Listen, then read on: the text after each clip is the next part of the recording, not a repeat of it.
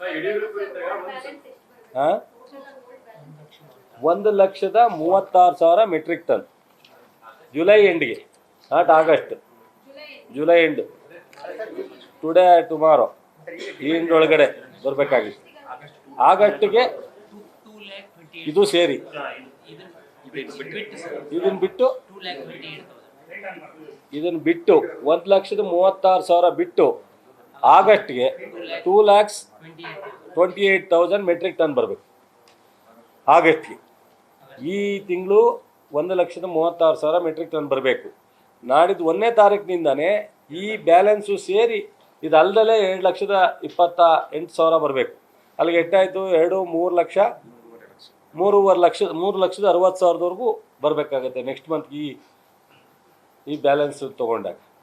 So ನಾವು 400 ಕೋಟಿ ಬದಲು ಇನ್ನೂ 400 ಕೋಟಿ ನಾವು ಇದಕ್ಕೆ ಮ್ಯಾನೇಜ್ ಮಾಡಲಿಕ್ಕೆ ತಯಾರಿದ್ದೀವಿ. ಫೈನಾನ್ಸ್ ಡಿಪಾರ್ಟ್ಮೆಂಟಿಂದ ರವಿಕುಮಾರು, ಗ್ರೇಟ್ ನಮ್ಮ ಅಶೋಕ್ ಅವರು, ವಿಜಯೇಂದ್ರ ಅವರು ಮತ್ತು ನಮ್ಮ ಬಸವರಾಜ ಬೊಮ್ಮಾಯಿ ಅವರು ಕೇಂದ್ರ ಸರ್ಕಾರದಲ್ಲಿ ಕೊಡಿಸ್ಲಿ. ಇದೆಲ್ಲವೂ ಹೋದೆ.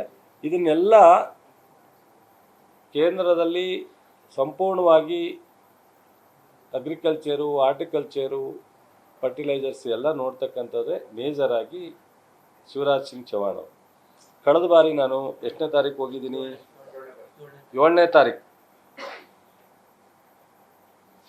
ಏನಿದೆ 7th, 7th ನಾನು ಅವ್ರನ್ನ ಭೇಟಿ ಮಾಡಿ ನಮ್ಮ ರಾಜ್ಯಕ್ಕೆ ಒಂದು ಸ್ವಲ್ಪ ಸರಬರಾಜು ಕಡಿಮೆ ಆಗ್ತಾ ಇದೆ, ಸೊ ನಮ್ಮಲ್ಲಿ ಈ ಥರದ್ದೆಲ್ಲ ಬದಲಾವಣೆ ಆಗಿದೆ, ಮುಂಗಾರು ಬೇಗ ಪ್ರಾರಂಭ ಆಗಿದೆ ಅಂತ ಹೇಳಿ ನನಗೆ ಪರ್ಸನಲ್ಲಾಗಿ ಅವ್ರನ್ನ ಭೇಟಿ ಮಾಡಿ ರಿಕ್ವೆಸ್ಟ್ ಮಾಡಿ ಬಂದಿದ್ದೀನಿ. ಅದಾದಮೇಲೆ DAPಗೆ 17ನೇ ತಾರೀಕು 5ನೇ ತಿಂಗಳೇ ಲೆಟ್ರ್ ಬರೆದಿದ್ದಾರೆ ನಮ್ಮ ಮುಖ್ಯಮಂತ್ರಿಯವರಿಂದ. ಅದಾದಮೇಲೆ 25ನೇ ತಾರೀಕು ಯೂರಿಯಾಕ್ಕೆ ಲೆಟ್ರ್ ಬರೆದಿದ್ದೀನಿ. ಸೊ ಈಗ ಮತ್ತೊಮ್ಮೆ ನಾನು ಒಂದು ವಾರದಿಂದನೇ 2-3 ಸಲ ಟ್ರೈ ಮಾಡಿದ್ದೆ, ಕೋಆರ್ಡಿನೇಷನ್ ಆಗಲಿಲ್ಲ. ಇವತ್ತು ಸಹ ಪತ್ರ ಈಗಾಗಲೇ ಬರೆಯೋಕ್ಕೆ ಹೇಳಿದ್ದೀನಿ. ನಮ್ಮ ಆಫೀಸಿಂದ ಇವತ್ತು ಸಾಯಂಕಾಲದೊಳಗಡೆ ಪತ್ರ ಹೋಗುತ್ತೆ. 6ನೇ ತಾರೀಕು 8ನೇ ತಾರೀಕು 2 ದಿವಸದಲ್ಲಿ ಯಾವ ಥರ ಒಂದು ದಿವಸ ಟೈಮ್ ಕೊಡಿ ಅಂತೇಳಿ ನಮ್ಮ ನಡ್ಡಾ ಅವರಿಗೆ, ಕೇಂದ್ರದ ಫರ್ಟಿಲೈಸರ್ ಮಿನಿಸ್ಟ್ರಿಗೆ ಹೋಗಿ ಭೇಟಿ ಮಾಡಲಿಕ್ಕೋಸ್ಕರ ನಾನು ಲೆಟ್ರ್ ಬರಿತಾ ಇದ್ದೀನಿ ಅವ್ರಿಗೂ. ಸೊ ಅದನ್ನು ನಿಮಗೆ ಲೆಟ್ರ್ ಬರೆದು ನಿಮಗೆ ರಿಲೀಸ್ ಮಾಡ್ತೀನಿ. ಇಷ್ಟೆಲ್ಲ ಇದ್ದು ಇದೆಲ್ಲ ಒಂದು ಕಡೆ ಇದ್ದರೆ ನಾವು ನಮ್ಮ ಸರ್ಕಾರ, ನಮ್ಮ ಮುಖ್ಯಮಂತ್ರಿಗಳು, ನಮ್ಮ ಉಪಮುಖ್ಯಮಂತ್ರಿಗಳು, ಅವ್ರಿಗೂ ಗೊತ್ತಿದೆ, ನಿಮಗೂ ಗೊತ್ತಿದೆ, ನಾವು ಪೊಲಿಟಿಕಲ್ ಟೀಕೆಗಳನ್ನ ಸಮರ್ಥವಾಗಿ ಎದುರಿಸ್ತೀವಿ. ಸರ್ಕಾರದಲ್ಲೂ ಸಹ ಇವತ್ತು 5 ಗ್ಯಾರಂಟಿಯನ್ನು ಕೊಟ್ಕೊಂಡು ನಾವು ಬೀದಿಗೆ ಬಂದುಬಿಡ್ತಾರೆ ಅಂತೇಳಿ ಪ್ರೈಮ್ ಮಿನಿಸ್ಟರ್ ಆದಿಯಾಗಿ ಮಾತನಾಡಿದ್ರು ಇವತ್ತು ನಾವು ಎಷ್ಟು ಡಿಸಿಪ್ಲಿನಾಗಿ ಗೌರ್ಮೆಂಟನ್ನು, ಆರ್ಥಿಕ ವ್ಯವಸ್ಥೆಯನ್ನು ನಿಭಾಯಿಸ್ತಾ ಇದ್ದೀವಿ ನಮ್ಮ ಸರ್ಕಾರ ಮುಖ್ಯಮಂತ್ರಿಯವರ ಅಧ್ಯಕ್ಷತೆಯಲ್ಲಿ ನಿಮ್ಮೆಲ್ಲರಿಗೂ ಗೊತ್ತಿದೆ. ಇದನ್ನು ಬಿಟ್ಟು ಹೊರಗಡೆ ಬಂದು ರೈತರಿಗೆ ಏನಾಗಬೇಕು ಅನ್ನೋದನ್ನು ಅರ್ಥ ಮಾಡ್ಕೊಂಡವರು ಟೀಕೆ ಟಿಪ್ಪಣಿಯನ್ನು ಬಿಟ್ಬಿಟ್ಟು ಸಾಧ್ಯವಾದರೆ ಸೊ ನಡ್ಡಾ ಅವ್ರ ಹತ್ರ, ಶಿವರಾಜ್ ಸಿಂಗ್ ಚೌಹಾಣ್ ಅವ್ರ ಹತ್ರ ನಮ್ಮ ರಾಜ್ಯಕ್ಕೆ ಏನು ಬ್ಯಾಲೆನ್ಸ್ ಇದೆ ಅಷ್ಟನ್ನು ಕೊಟ್ಟರೆ ನಾವು ಸೊ ಸಮರ್ಥವಾಗಿ ನಿಭಾಯಿಸ್ತೀವಿ. ತಾವೆಲ್ಲರೂ ಸಹ ಇವತ್ತು ನಾನು ಹೇಳಿರ್ತಕ್ಕಂಥದ್ದನ್ನು ಸ್ವಲ್ಪ ನೀವು ಬ್ರೀಫಾಗಿ ಒಂದು 10 ನಿಮಿಷದ ಎಕ್ಸ್ಕ್ಲೂಸಿವ್ಲಿ ಮಾಡಿದ್ರೆ ರೈತರಿಗೆ ಒಂದು ಸಮಾಧಾನ ಆಗುತ್ತೆ. ಮತ್ತೊಂದು ಫೈನಲ್ಲಾಗಿ ಅವ್ರು ರಿಕ್ವೆಸ್ಟ್ ಮಾಡೋದು, ಆಗಸ್ಟು ಸೆಪ್ಟೆಂಬರಲ್ಲಿ ನಾವು ಸೆಪ್ಟೆಂಬರ್ ಎಂಡ್ವರೆಗೂ ಮುಂಗಾರಿದೆ, ಆಗಸ್ಟಲ್ಲೂ ಸೆಪ್ಟೆಂಬರಲ್ಲೂ ಸಹ ನಾವು ಸಪ್ಲೈ ಕೊಡ್ತೀವಿ. ಕೇಂದ್ರ ಸರ್ಕಾರನೂ ಸಹ ನಿರಂತರವಾಗಿ ಸಂಪರ್ಕದಲ್ಲಿದ್ದೀವಿ. ನಮ್ಮ ಸೆಕ್ರೆಟರಿಯವರು, ಕಮಿಷನರು ಪ್ರತಿ ವಾರದಲ್ಲಿ ಒಂದು ದಿವಸ VCನಲ್ಲೂ ಸಹ ಮೀಟಿಂಗ್ ನಡೀತಾ ಇದೆ.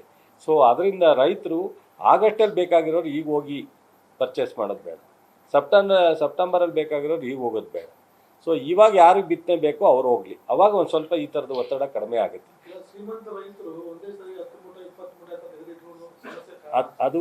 ಅದು ಇದೆ. ಅದನ್ನು ನಾನು ಈಗ VCನಲ್ಲಿ ಈಗ ನೀವು ಬರೋದಕ್ಕಿಂತ ಮುಂಚಿತವಾಗಿ ನಾನು ಎಲ್ಲ 31 ಜಿಲ್ಲೆ JDಯವ್ರನ್ನ VC ಮಾಡಿದ್ದೀನಿ. ರೈತರಿಗೆ ಕನ್ವಿನ್ಸ್ ಮಾಡಿ, ಯಾರು ಅಡ್ವಾನ್ಸಾಗಿ ತೊಗೋತಾವ್ರೆ, ಅವ್ರ ಏರಿಯಾದಲ್ಲಿ ಬಿತ್ತನೆ ಇಲ್ಲ ತೆಗೆದು ಇಟ್ಕೋತಾವ್ರೆ ಅಂದರೆ ಅವ್ರಿಗೆ ಹೋಗಿ ಮನವರಿಕೆ ಮಾಡಿಕೊಡಿ, ಈ ಥರ ಮಾಡೋದು ಬೇಡ ಅಂತ. ಯಾಕೆ ಅಂದರೆ ಅಂಗಡಿಯವ್ರ ಮೇಲೆ ಕ್ರಮ ತಗೋಬೋದು, ಸೀಜ್ ಮಾಡ್ಬೋದು, ಪೆನಾಲ್ಟಿ ಹಾಕ್ಬೋದು. ರೈತರಿಗೆ ನಾವು ರಿಕ್ವೆಸ್ಟ್ ಮಾಡಬೇಕು, ರೈತರಿಗೆ ಸಮಾಧಾನ ಹೇಳಬೇಕು. ಅದರಿಂದ ರೈತರ ಹತ್ರನೇ ಹೋಗಿ ಮಾತನಾಡಿ, ಈ ರೀತಿ ಯಾರು ಮುಂಚಿತವಾಗಿ ನೀವು ಅಂಗಡಿಗೆ ಬಂದು ಸೊ ಈ ಥರ ಗೊಬ್ಬರವನ್ನು ಪರ್ಚೇಸ್ ಮಾಡ್ತಕ್ಕಂಥದ್ದನ್ನು ಬೇಡ.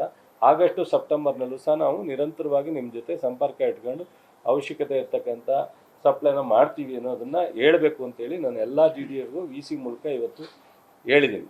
ನಮ್ಮ ಸೆಕ್ರೆಟರಿಯವರು ಸಹ ಡೈರೆಕ್ಷನ್ ಕೊಟ್ಟವ್ರೆ. ನ್ಯೂಸ್ ಫಸ್ಟ್ ನಿರ್ಭೀತಿಯಿಂದ ನಿಮ್ಮ ಪರವಾಗಿ.